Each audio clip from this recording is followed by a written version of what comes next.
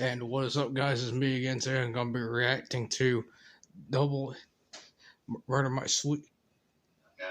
Murder My Sweet. So let's get started. How much are you offering me for doing nothing? I really hadn't gotten around to thinking about it. You suppose you can get around to thinking about it now? How would you like a swift punch on the nose? Oh shit, I this is tremble going at to the get thought open. of such violence.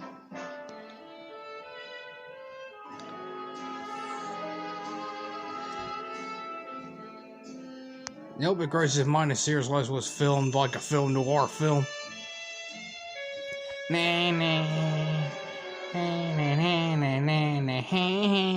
America, through Edgar Allan Poe, created the mystery novel, and the English, through creations like Sherlock Holmes, codified the formula into the detective novel, one must understand then that the hard-boiled detective genre typified by Sam Spade, Nick Carter, and yes, Philip Marlowe was in effect a repudiation of English detective fiction, where the English Holmesian variant was more cerebral, its protagonist not only immaculately attired and meticulously coiffured, but borderline omnipotent in his observational prowess. Marlowe? Well, in many ways, he's just a drunk adult. I don't get it. You mean there are some things you do not understand? I've always credited the private detective with a high degree of omniscience. Or is that only true in rental fiction? Everybody bats you down, smacks you over the head, fills you full of stuff, and you keep right on hitting between tackle and end.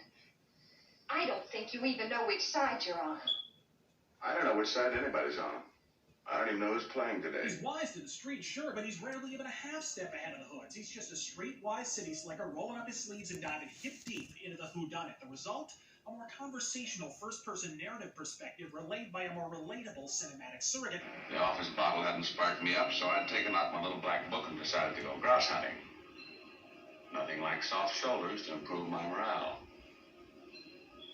The soft shoulders had a date, but she thought she could do something about that. And above all, action, action, action. And that final bit could not have been more intentional. A hypothesis borne out by quotes from Marlowe's creator Raymond Chandler himself when he said, "The English may not always be the best writers in the world, but they are incomparably the best dull writers." Considering Chandler was raised in the UK and later took up residence there as an adult, not to mention the popularity of his stories in the grey old island itself, that comment stings all the more because it happens to be informed by a surfeit of personal experience. And tuck this little factoid away in your ThinkBox file of facts. But much like the misconception of jazz soundtracks in the genre that we put to bed in the first episode of the Film Noir Archives, contrary to popular perception, only about a dozen examples of film noir feature actual private detectives as a protagonist, with the vast majority of those being adaptations of Raymond Chandler and Dashiell Hammett's Philip Marlowe and Sam Spade, respectively. In the same way that pulp's found a willing mate in the nascent radio drama, giving rise to countless incarnations of Sherlock Holmes, The Shadow, and Nick Carter over the airwaves, the pulp similarly found a partner at the picture shows. Almost from the very beginning, pulp creations like Zorro, Tarzan, Sam Spade, and yes, Philip Marlowe made the leap from silent films straight to the talkies, but they weren't always handled with care. The story Murder My Sweet springs from, entitled Farewell My Lovely, was adapted once before, with only the skeleton of its plot remaining, as the entire premise was reworked to serve as RKO's The Falcon series of budget B pictures.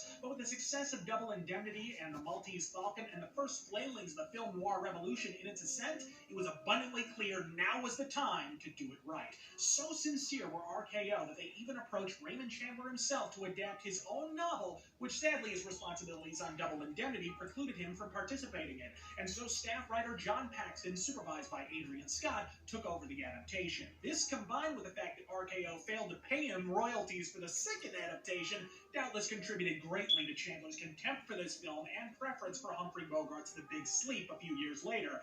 But what an adaptation! Evoking the essential atmosphere, the quasi-somnolent spirit, tone, and even exact lines of dialogue from the original text, it was perhaps even more faithful than it might have been had Chandler attempted the effort himself, particularly considering the pulp slinger in question had once described it as, quote, "3/4 finished and still no good." Whatever the quality of the original text, the enduring influence of this film is beyond reproach. Oblique, atramentus, foreboding, and stylish, Murder My Sweet, perhaps even more than the Double Indemnity peer that accompanied it to the box office in the very same year, is the Rosetta Stone of unbridled film noir style. There's something about the dead silence of an office building at night. Not quite real. The traffic down below was something that didn't have anything to do with me.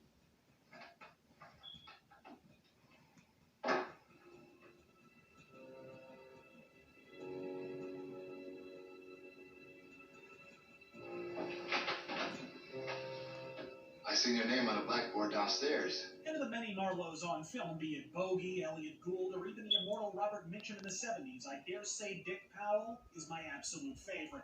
Freewheeling, improvisational, and eternally equipped with seismic snark for any occasion, Dick Powell's essentially affable nature lends likability and unmitigated cool factor to a character that, if mishandled, could degenerate into a hapless dunce.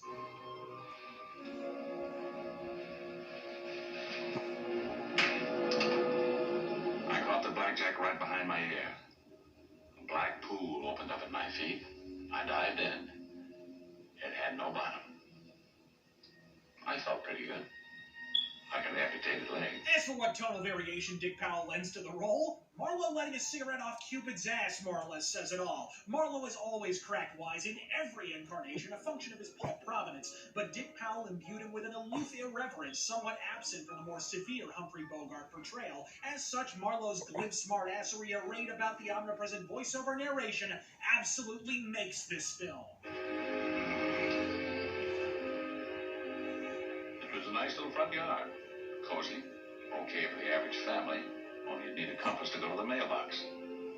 The house was all right, too, but it wasn't as big as Buckingham Palace. I had to wait while she sold me to the old folks. It was like waiting to buy a crypt in the mausoleum. Mike Floyd ran the joint until 1939. He died in 1940 in the middle of a glass of beer. His wife, Jessie, finished it for him. Tracing her was easy. I could do that. A real bright third grader could have done it, but not Malloy. He needed a private detective. She was a charming, middle-aged lady with a face like a bucket of mud. I gave her a drink.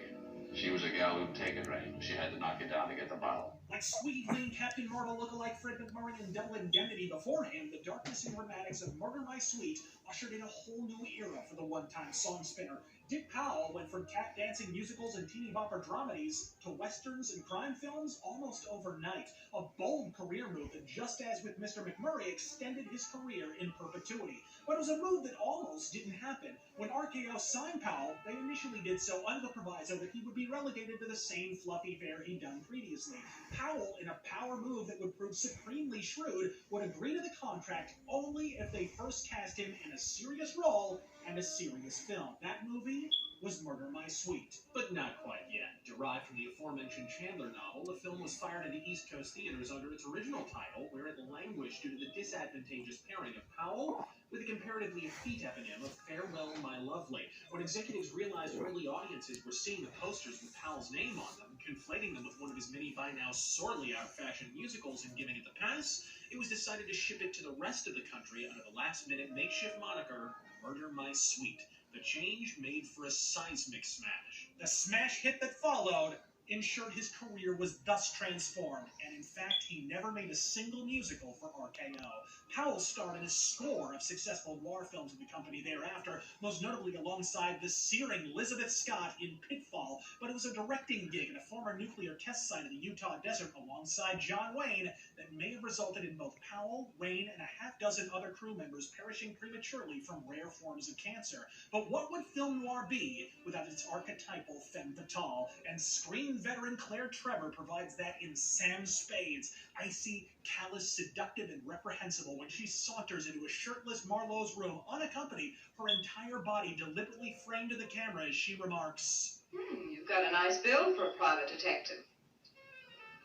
It gets me around. We know exactly what Huh, Collector gets me and around. Manfred is telling us about her. Equally adept at conveying innocence as calculating murderous calm, it's easy to see why just a few years later Claire Trevor would win the Oscar for her supporting turn in the also exceptional Bogey, McCall, Edward G. Robinson film noir Key Largo.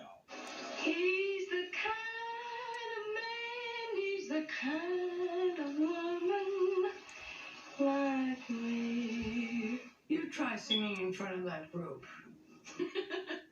It's not so much fun, She old. especially when you can't sing. But here, no such redeeming attribute need apply. She hates men. That was only the first half of the speech. The rest of it goes like this. I hate their women, too. Especially the big league. What do you say, Anita Sarkeesian? Inside, blue steel. Cold. Cold like that, only not that clean. You're slip shows, dear. The ingenue of this sensation-turned working actress Anne Shirley provides the only unmolested rays of light in an otherwise darksome piece. As the devout and doting offspring of an ailing father, she both resents the intrusion of her opportunistic stepmother Helen in a purely Freudian context, and is no less keen to her duplicity than Marlowe, or for that matter, her father himself. Her moral efficacy is both vastly out of step with the film noir festivities around her, but simultaneously ratifies the moral ambiguity throughout, such that on the rare occasions that she attempts guile or deceit, Marlowe sees through her like a saran wrap negligee. Do your own typing, Miss Allison? Why, yes. I'm not always as brilliant, Miss Grayle, but I'm improving. Mrs. Gore. What do you do besides playing reporter? Oh, well, it was another case anyway.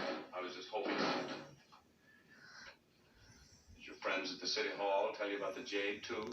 Whatever she was willing to pay you, I'll love it. Just stay away from her. What are you looking at me like that for? Oh. Oh, surely I'm not corrupting you. You've been bought off before. I seem to remember you from one of my dreams.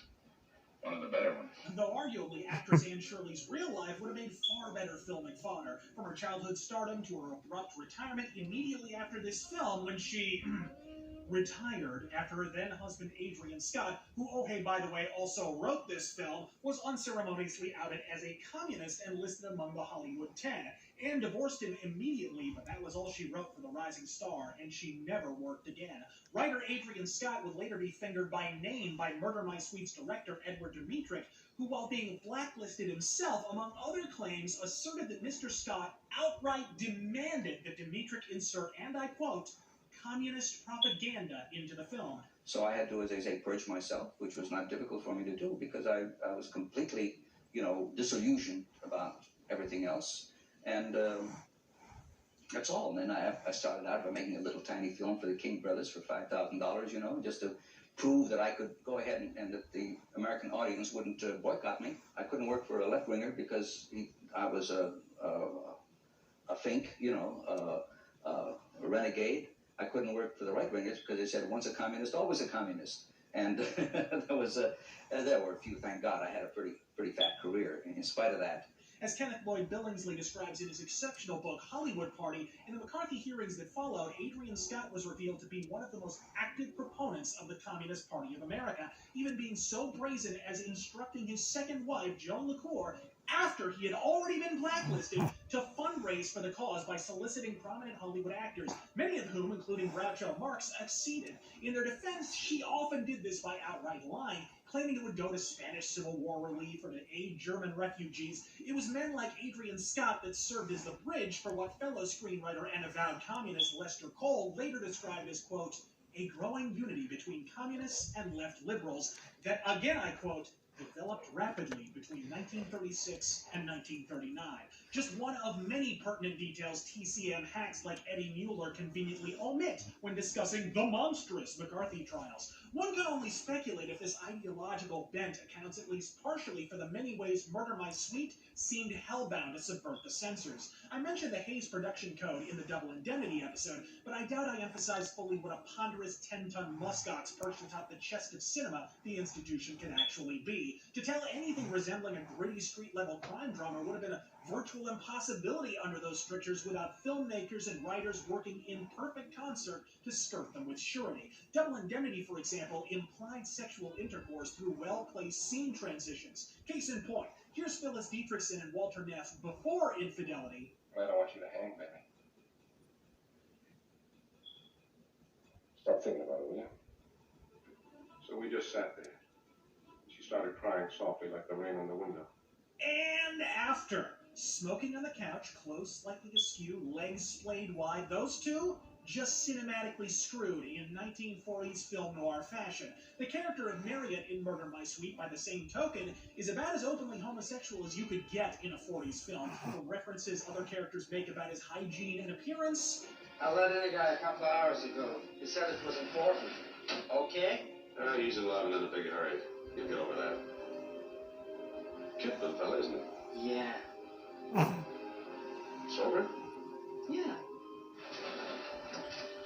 He smelled real nice. To offhanded comments made by Marlowe himself. Marriott was a blackmailer of women. It was good. Women liked him around. His interest in clothes and jewelry came easy. Comprehending now the strictures filmmakers face when tackling even the bare necessities of procreation, perhaps now you can understand the enormity and import of Philip Marlowe not only being doped up to his gills for an extended sequence of psychedelia, but referencing cocaine by name. The black pool opened up at my feet again, and I dived in. Next thing I remember, I was going somewhere. Honestly, I love this film. And y'all should get it on DVD and Blu-ray.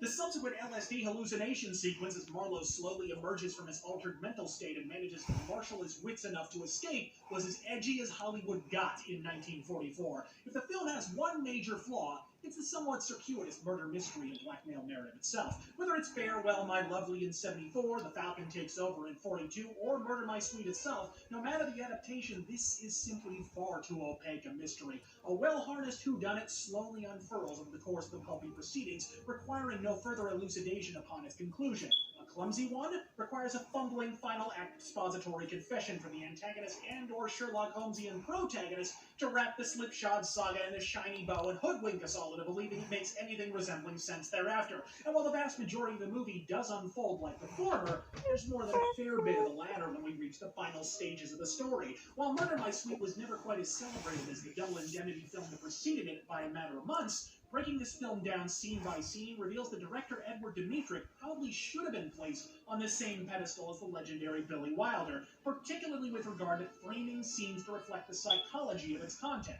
For example, when Amthor first grills Marlowe on the missing jade, you'll notice more or less even framing, with both characters seated on opposite couches reflecting their more or less even psychological footing as they probe the other's motivations and size up their grasp of the mystery before them. Yet as Marlowe overplays his hand, stating his wildly incorrect theory as to the motivations for the murder of Marion and the theft of the jade, notice the camera zoom in deeply on Amthor's face, indicating the slow dawning realization that he's now firmly in control, having perceived the depth of Marlowe's ignorance. When the camera pans back, it's now Amthor who looms above Marlowe, who's not only seated and supine, but whose body is largely blocked from the frame entirely. And this will doubtless be a recurring theme on the Film Noir archives. In the same way that I vociferously contend that black and white film photography is not an outright downgrade from color, boasting objective advantages with its greater emphasis on texture, lighting, and contrast, this blocking arrangement heralds the unsung strength of the 4:3 standard aspect ratio, namely,